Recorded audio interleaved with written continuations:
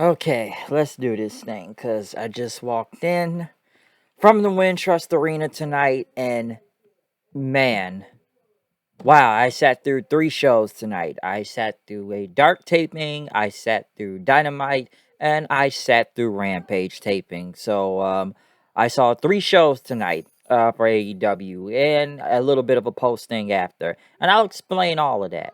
Okay, I won't really go into Rampage because I don't want to really spoil anything for anybody. I got to Dark. Well, I kind of got to the building about 6:20 tonight, so I don't know what was the first match there. But will say with Dark, I did see Jay Lethal wrestle on there for a minute. I did see Matt Hardy out there. I think he was going against the Dark Order or something, but you know, I did see some things out there. Okay, I really did. So it was a lot. It was a lot going on, and just to show a little bit of proof that I was there, I will show you this photo if you can see it. So yes, I was there at the Wintrust Arena. Someone asked me to go at the last second. I had very good seats. I was on the floor seats, so I was really right by the ring. To be honest, I was right by the ring before when I went to Revolution over a year ago before the whole pandemic hit and whatnot. But with this being Thanksgiving Eve, I was like, you know what, fuck it, I'll go. Okay, I think I'll have some fun and whatnot. So, because the last time I was at the last wrestling show was the United Center for the whole big CM Punk return. So yes, I decided to go to this show tonight. Like I said, three tapings really, but yeah, Chi-Town, Wintrust Arena, and the reason why I went also because the Wintrust Arena is not very far from me, and it is a very easy trip to get to. Okay, and honestly, it's the shortest trip I would ever have to make to get to a wrestling show. The United Center's not that far also, but this is the shortest. It's not like I'm going to Allstate. It's not like I'm going to the damn Sears Center Arena. This is the Wintrust Arena. Okay, so there was a lot to on this show, okay, because they brought the announcers out with Excalibur out there, Tony Schiavone, JR. Now I will probably go back and look at a little of the show just to see what they did on commentary and whatnot. But from my perspective, like I said, I'm on the fucking floor section seats. Tickets are very cheap too, by the way, also. But like I said, I know the connect, and I'm kind of the connect also. But goes both ways. But yes, we did kick it off, of course. CM Punk coming out though. CM Punk making his entrance. It's clobbering time. And before he could really do anything else, MJF came out. And here we go. The 20-minute promo. Obviously, probably was the best thing on the show when you think about it. But he had a microphone. MJF did. Fans did chant asshole at him. They chant CM Punk again. Then they started chanting shut the fuck up. And I like how MJF, he said no, okay? And he called Punk Punky Brewster. And, MJF said, Punk hurt my feelings last week and whatnot. But, it's not as bad as, how you quit the business for 7 years. And then you wanted to, like a little bitch, and now you come back. Because, yes, you had your pipe bomb promo and everything. And it's one of your best moments and stuff, okay? And, you're Punk. You're just a one-trick pony. I respect and accomplished. You've been straight edge and whatnot, but you look like a meth addict and whatnot, and a guy a straight edge. Okay, you have to drink 8 shots of whiskey just to look in the mirror at yourself. But MJF went on and basically, let's talk about you right now. You're back in AEW. Who do you look forward to wrestling and whatnot? But you don't bring my name up. Why didn't you ever bring my name up? How you said all these other people, and then MJF basically, it's because you don't want none with me, Punk. You didn't, and you're not gonna get the chance to go back and forth with me. And I'm gonna finish you faster than your UFC career. That was a good one, and I like this line. He said, "I don't drop pipe bombs, Punk. I drop nukes." So that was a cool line right there. But Punk got on the mic then, and of course he has his rebuttal. And I'm disappointed in you. Okay, you come out here and listen. You did introduce yourself, and your name's Maxwell because I thought it was my jealous fan.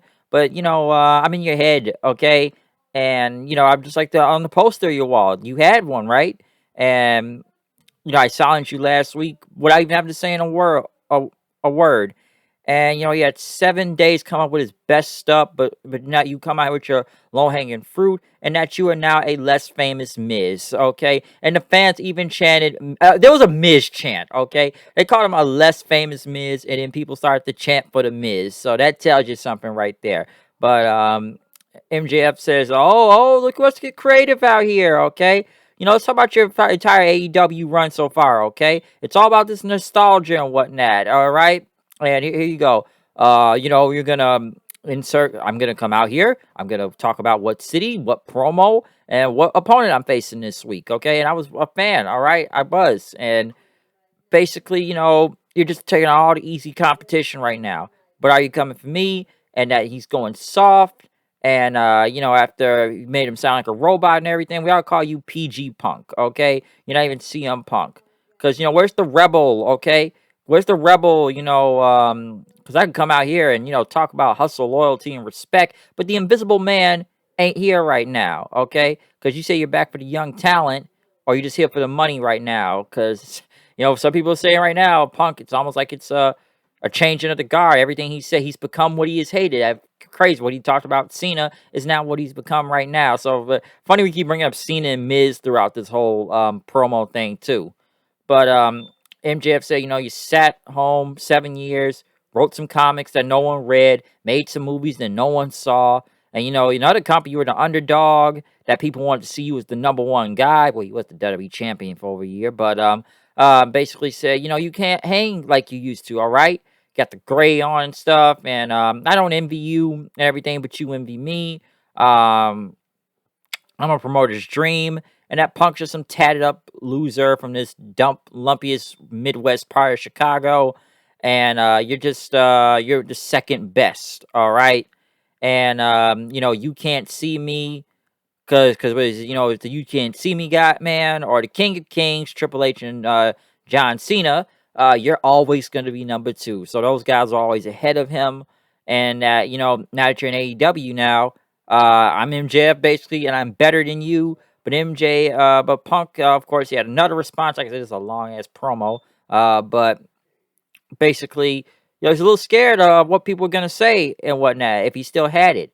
And he's not scared anymore. Okay, listen, I sold out Madison Square Garden while you were out there marking out for Rosie O'Donnell, okay? And listen, you just enrolled yourself into a college that your parents couldn't afford. You talk too much. I'm sure that'll be ended up on Botchamania somehow. And just like me, at least I backed up everything I said, okay? And he's gonna eat MJ. You know, say eats up MJF. That I went to Darby Allin instead of you first, and I didn't need a ring to beat him. Okay, and basically Punk went on talk about MJF. What was that again? Went on MJF again, talking about you're one of the four strongest pillars around here, but you've been replaced by Britt Baker. She's even a bigger name than you, okay? Because I'm sure you're gonna be happy in number two right now. Because I'm happy being number two. Because just like with a bullet, because Chicago's the second city. Yeah, for a minute I thought he was about to bring up the whole murder rate and gun rate over here with Chicago, but we're better. The city was burnt to the ground, but we just built everything right back on top of it, just like it was. Okay, and Punk basically said, "Only MJF will ever be number one if you wait long enough until one of, I guess, for Tony Schiavone's kid or content will be a daughter you can marry, or I don't know what that was. I don't see where that was going, but basically say, the gift I have for Chicago was ice cream bars. The next gift I'm gonna have for you is punching you in your needle dick here and right now." And then they're about to fight until MJF got it. So yes, we had a 20-minute promo to kick off this show. And this was lyrical bullets. It was all lyrical bullets. We had shots after shots. Hopefully we didn't use all the material right here. But man, they were just throwing just shots, and we haven't even gotten to the match yet. This has only been 2 weeks into this feud, and could they have thrown out their best stuff out there? I don't know, but the crowd followed along with every little piece of it. Okay, everybody out there was paying attention to the entire promo. So they pulled out a lot of material. But then we did get CM Punk versus QT Marshall with solo a go. There's no a go but camarato. And this match didn't need to go 10 minutes. So why is CM Punk having a hard time being? Why is he having a hard time being QT Marshall of all people? Okay. Dude, this could have went like maybe 5 minutes. This should have been a squash match. Okay. I was surprised this went on this long.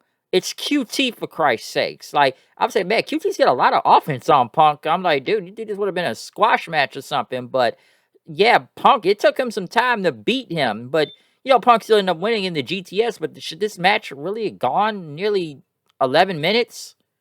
Should it have? Like, I thought this was long. This shouldn't have gone this long. Dude, it's fucking QT. Who really wanted to see him out there go against CM Punk that long? Who really did? Like I said, it should have been a squash match, or it should have been like 3-4 minutes and move on to the next thing. Especially after we just all sat through a 20-minute promo. So we didn't need to see another 10 to 11-minute match, okay? And it's against QT Marshall. We didn't need to see that. Like, come on. That didn't really make a lot of sense. Like, dude, what? Punk needs that much time just to beat him? That took a lot of time. I know he went to Christian and Jungle Boy Luchasaurus in the back. Basically, Christian says he's going to help him to the AEW tag titles. And, you got the confidence of Christian Cage and what that. So he's going to make sure they get the titles. But, yeah, other than the match, they went to Eddie Kingston. I guess he was in the back talking about John Moxley. Like he was about to eat some good cake right there. Until Everrise and Daniel Garcia showed up. And, they wanted to apologize for last week. We read your article and everything and stuff. And everything. So we just wanted to say something, and whatnot, okay? Wouldn't be where you are if you didn't have John Moxley to help you out all this whole time, okay? But next, Eddie and basically them start brawling in. Eddie ended up lifting up the table, which unfortunately his cake was gone after that. So yeah, no more cake for him. Next, the Gun Club. Badass Billy Gunn and his son Colton Gunn versus Bear Country. Listen, some people I know do not really want to see Billy Gunn and him on TV. Like, I like Billy, okay? Obviously, the guy looks in so much incredible shape. I don't know why they don't have it on TV, or him on TV, all right? The Gun Club did get the win. Next thing you know, Darby Allin's music hit. Sting came out. He did his woo thing. Sting stood there. Austin Gunn tried to run up on him. And then Darby just runs out of nowhere and takes him out. Both Sting and Darby get in the ring, clearing the ring as both of the guys celebrated then right after cheering on the crowd and whatnot. So yeah, we did Sting and Darby, folks. But someone wondered, do we really need to see the Gun Club? Darby? I don't know. Like, I don't know what they got for Darby. Honestly, I thought this would be a one-off between him and Billy Gunn. But obviously, this is some feud or some push Billy Gunn and them are getting. So we'll see where this goes. But I know a lot of people that don't really want to see it. Adam Cole and Bobby Fish are in the back talking about the pay-per-view and that the Bucks aren't cleared right now. So, he talks to them every day, more than friends and whatnot. Next thing you know, Orange Cassidy, Chucky T, and Wheeler Yuta show up then. Basically, they want a match at Rampage or something this Friday. My friend asked me this, where is Trent? Trent is always hurt, I feel like. Like, Trent's hurt, and then when he comes back, he's here for a quick time, and he gets hurt again. So, yeah, we barely see Trent. Cole and them, Undisputed Era, do we really need to see them facing Cassidy and them? Because, Cole, okay, the Bucks aren't there right now. We know Omega's taking time off. So, him and Fish are just kind of like, what do we do right now? We're just going to brawl with fight anybody? Who we going to feud with? Or who they feuding with this week? So, it's like Cassidy and them just come up out of nowhere, and they're going to feud with them for the week now. So I don't know where that's really going to go for Cole, because I feel like they're just kind of in a waiting pattern until they get something important going on. And Darby, I guess he's just, like I said, with him, he's fighting the Gun Club and stuff with Sting, so we'll see where that goes. Next, though, Thunder Rosa went against Jamie Hayter in a TBS title tournament match. A very good, solid match out there. I enjoyed this. I enjoyed this match a lot. This was really good. I know Britt Baker was out there and Rebel. Of course, they had tried to get involved. Thunder Rosa been dodging them, and of course beating Jamie Hayter in with the rolling up for a pin and whatnot after getting rid of both Rebel and Baker. So, yes, Thunder Rosa does move on to the tournament, but Jamie Hayter ended up pushing Britt Baker back away. Didn't want nothing to do with her then after that. So, don't know where that's going to lead off to. Chris Jericho was in the back talking until, once again, Everrise and Daniel Garcia showed up again. And Jericho said, may want to get some nails for them boards because, Eddie Kingston's going to invade your homes and kick your asses tomorrow, okay? But next thing you know, he told one of the Everrise guys, you got a square head, all right? So he got the fans to start chanting squarehead. Then, just look at SpongeBob Squarehead right here, okay? Basically called him SpongeBob, and, he said you better watch your mouth as they walked off from Jericho then after that. So Jericho and, Eddie Kingston having a problem with Everrise. Will they have a tag team? I don't know. Could they be tagging with them? I'm not sure. We'll see what happens with that. Next, though, Britt Baker had a Friendsgiving thing going on. I guess Tony Schiavone and Rebel were there. And then they talked about, well, I guess Jamie Hayter couldn't make it due to the whole tournament match. But, the last time they were in Chicago was a few months ago. And apparently, I guess Rio was not eliminated from the tournament and was from the bottom. So Tony Khan gave a match with Rio and Britt Baker, and if Rio wins, she gets a title match then, or some Black Friday deal match. So, like I said, I was already there. I already know what happened, but I'm not going to say anything about that right now. What happened on Rampage, okay? I won't tell y'all nothing. I'll let y'all watch it yourselves. But, yeah. But still, I'm not going to give away anything. Next, Bryan Danielson went against Colt Cabana. Colt Cabana was pretty over in some ways, and that is over as Punk from Chicago, but Cabana was still pretty over too. Danielson killed this man out here. What can I really say about this?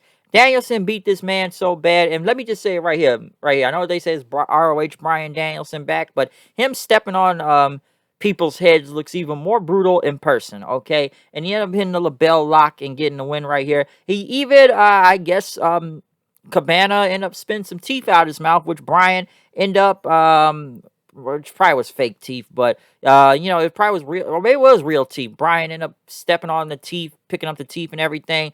Basically, just holding it in his hand since he kicked his teeth out. And I guess they're trying with this song. I guess fans are now trying to say you're gonna get your fucking head kicked in, because that's what Danielson did in Ring of Honor. So we'll see how that goes. But Tony Schiavone did interview Bryan. Basically said you're not making a lot of friends. But Bryan said, yo, what's with this reaction? What happened to the reaction I got a few months ago, huh? And listen, I just kicked Cabana's head in. I knocked his teeth out. So this crowd is fickle, all right? Fickle, as he once said back in the WWE. But he says, I'm not fickle, all right? But, some more Dark Order members in the back. And next week we're going to be in Atlanta. And they're from Atlanta. So why don't y'all come down here so I can kick y'all heads in right now, okay? Because the ultimate head kicking is going to be when I face Adam Page for the AEW World title. Hangman Page came out then. He got a pretty big pop and told Bryan, you got your point and whatnot. We're in Chicago. So what better place right now would me to just defend my title right here, right now? But Bryan says, of course, we can wait or we can do this match right now.